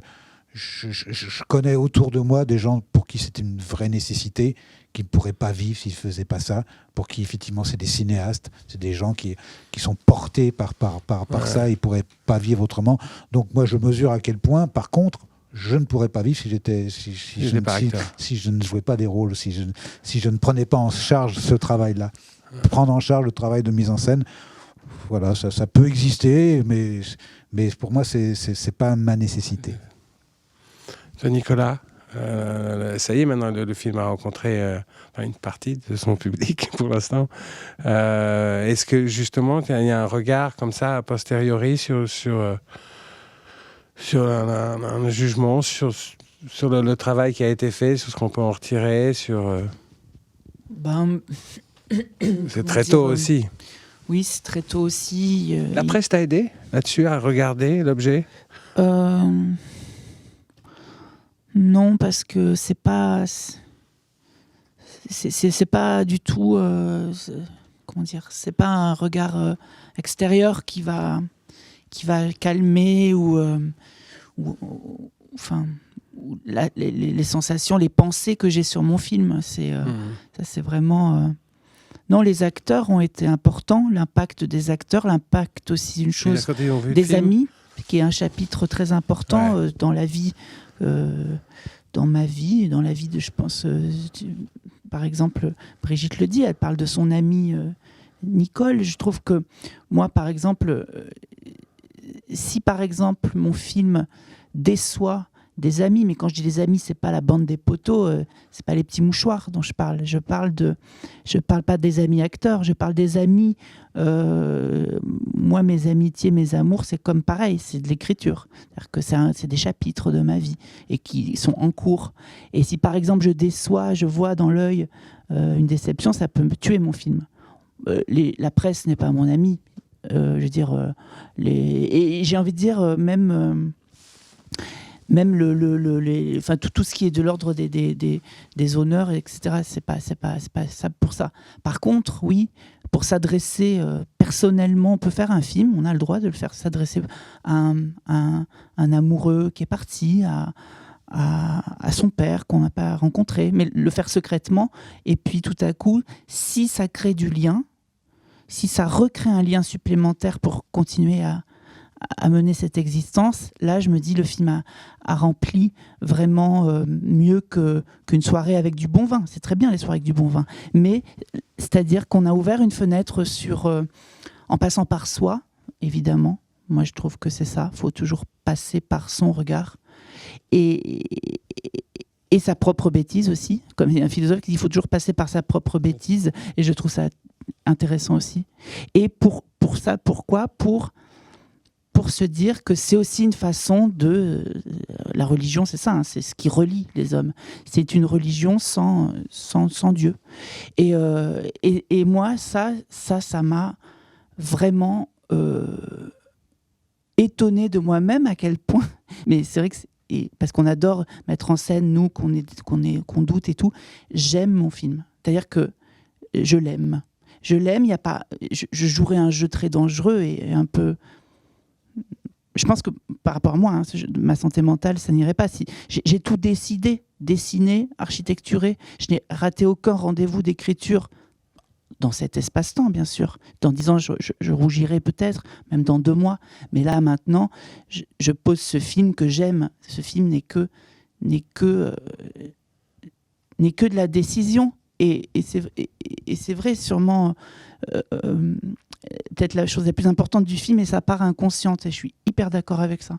Mais en tout cas, sa part consciente, enfin, je veux dire, c'est pas du hasard pour moi, c'est aussi des convocations. J'ai convoqué, et ça, je suis très heureux pour déjà imaginer, enfin, écrire le deuxième. C'est contrarié, Nicolas, tout ça. Quoi ? Je dis c'est contrarié. Oui. Quand tu dis que c'est que des décisions, je suis d'accord avec toi. Après, qu'ils sont juste confrontés à une réalité qui est totalement inattendue de temps, et ça fait cet hybride qui naît et avec lequel on doit à nouveau dealer et puis se relier, quoi. Enfin, soit il nous a largués, soit on arrive à le récupérer. Enfin, ça a été le travail du montage, en tous les cas. Oui, mais ce que je veux dire par là, il me demandait par rapport à l'impact sur la presse. Et c'est vrai que j'y pense pas beaucoup. C'est pas la presse ou ce que je dis dans la presse qui me fait rencontrer mon film. Je trouve qu'aujourd'hui, comme on dirait, imiter n'est pas jouer, commenter n'est pas jouer. Je trouve qu'il y a quand même cette ère du commentaire, mais il y a des commentaires... mais on commente beaucoup les films des uns et des autres, et c'est très bien. Mais quand même, c'est pas mettre les doigts dans la prise que de commenter un film.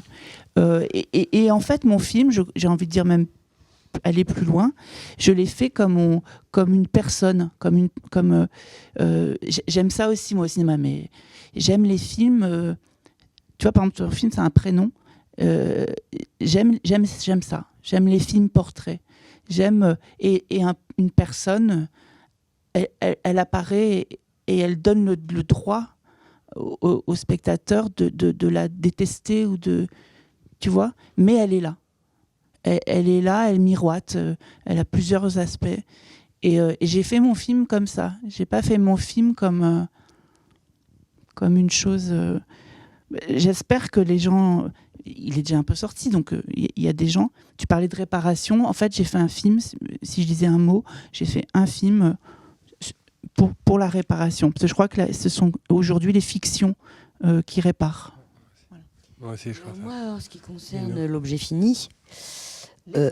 Les objets finis, je ne les aime que si les gens... Enfin, je pourrais pas dire, et j'adore que tu dises « j'aime mon film ». Me plaît beaucoup ça. J'aimerais pouvoir dire « j'aime mon film ». Or, au début, le court-métrage, par exemple, c'était Yann Dedé qui l'avait monté, qui était donc le géniteur du bébé que je portais, et tout ça, et qui donc il connaissait les gens. Moi, j'étais que du théâtre. Donc, j'avais une espèce de public chiquissime aux Champs-Élysées, et j'étais absolument terrorisée. Et donc, on avait fait le mixage. Tout. Moi, j'étais ravie d'avoir... Alors, être ravie n'est pas forcément aimer. Je suis ravie d'avoir fait tous mes films. Voilà. Maintenant, je courais en cabine et je disais au type, là, il faut baisser parce que c'est plus émouvant ce qui va se passer. Alors, c'est trop fort. Alors le mec baisse. Puis après, 2 minutes après, je reviens, je lui dis, il faut augmenter un peu parce que c'est comique en fait. Et il m'a dit, madame, le mixage est fini, sortez. Donc voilà. Et ben moi, j'ai eu du mal avec ce petit objet qui était un court-métrage, qui a eu un destin absolument merveilleux. Mais après, quand j'ai fait le premier, et je me suis battue pour qu'il soit comme ça, en 3 parties, et tout le monde... Voilà, France 2 disait, bon, on ne mettra pas d'argent tant qu'il ne sera pas en une partie. Enfin bon, je me suis battue avec une force enthousiaste. Et après, quand je le regardais, je refaisais le montage pendant des mois, parce que je me suis écumé la planète dans tous les festivals. Je refaisais le montage et je me disais, bon, non, mais c'est trop tard, on va pas demander de le remonter. Bon, Post-coitum, pareil. En plus, Post-coitum, c'était encore plus compliqué, parce que c'est comme je jouais, que c'était un peu, pas trash, mais enfin un peu comme ça. Je me disais, oh là là, mais comment j'ai osé faire une chose pareille? Mais c'est une honte. Voilà, il y avait qu'aux États-Unis où les gens étaient tellement fous de ce film, ils déchiraient les billets en disant post-coitum, enjoy it. En France, ils disaient pas ça. Hein. Ils disaient 2 postes, 2 ou 3 postes quand ils achetaient leur place. C'était pas pareil. Donc c'est un film que j'avais honte de montrer un peu. Et j'attendais. Alors heureusement qu'il y avait du retour qui était bien là aussi. Cette fois-ci, c'était très, très bien. Et le dernier, alors Travaux, c'était autre chose. C'était plus moi. Donc voilà. Et Travaux, il a eu du succès, mais il n'était pas tellement bon, en vrai. Et le dernier, je trouve qui a fait un flop total, alors que l'autre, il avait fait du chiffre, je me dis, mais je méritais, avec Nicole, parce que c'est Nicole qui a prononcé la phrase, on ne mérite pas cet excès d'indignité. Mais c'est vrai. Mais c'est vrai. Du coup, comme c'est le moins bien, peut-être, c'est celui pour lequel j'aurais un peu de tendresse.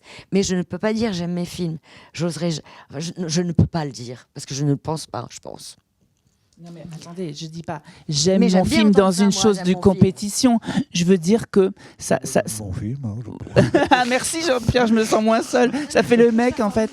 Non mais je veux dire, je peux pas faire comme si, en fait, je sais pas comment dire, j'essaye de trouver l'amour dans ce que je fais. Je peux pas faire comme si au moment où il m'est permis, et c'est pas un coup de dé, ça fait 8 ans que je monte ce film, je peux pas tout à coup mettre toute mon équipe, c'est pas mon amour, c'est que mon équipe, c'est que Nathalie aime le film, c'est que et cette chose d'amour, je suis pas seule en disant j'aime mon film, non, je veux dire que c'est que aimer, c'est sur la continuité, c'est pas un coup de dé, je veux dire, on mentirait, c'est comme une succession de rendez-vous, on le montre au distributeur, on le montre au producteur, il y a plusieurs plusieurs versions tout à coup. Quand même, je veux dire, il y a un minimum d'amour, ou sinon, on est là, pour le coup, on serait très, très maso. Après, certes, je suis entièrement d'accord avec toi, il y a un truc sur les salles de cinéma, c'est que moi, j'ai découvert ça, j'ai cru que j'allais crever quand le projectionniste dit non, mais en fait, on met tous les films à 6.2. Et t'es là, oui, mais dommage, nous, on n'est pas américains, on n'a pas fait les films pour que ça passe le son. Donc, ton film à 6.2, tu fais un film de dialogue et les gens parlent, en fait, comme ça, et c'est de la télé. Enfin, tu comprends rien, en fait. Enfin bon, tout ça, et c'est physique, c'est physique. Bon, bah, écoutez, on va finir comme ça en parlant d'amour. Donc, c'est plutôt pas mal. Je vous remercie beaucoup tous les quatre. Je remercie la SRF. Voilà. Et j'incite tous les réalisateurs qui nous regardent à s'inscrire et à remplir le bulletin et à rejoindre la SRF. Voilà. Merci beaucoup à tous les quatre. C'était super. Merci. Merci à vous. Merci à vous.